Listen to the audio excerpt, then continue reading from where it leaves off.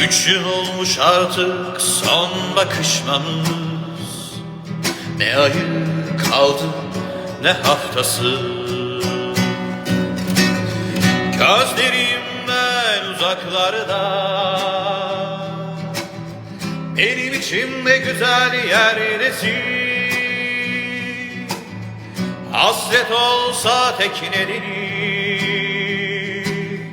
bu yürek acısı neden yarim?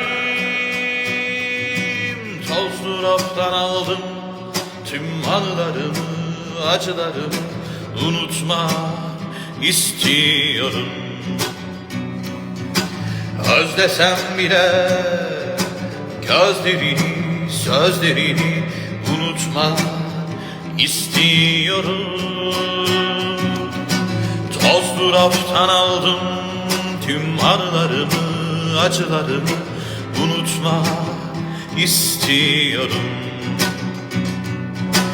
Özlesem bile gözlerini, sözlerini unutma istiyorum.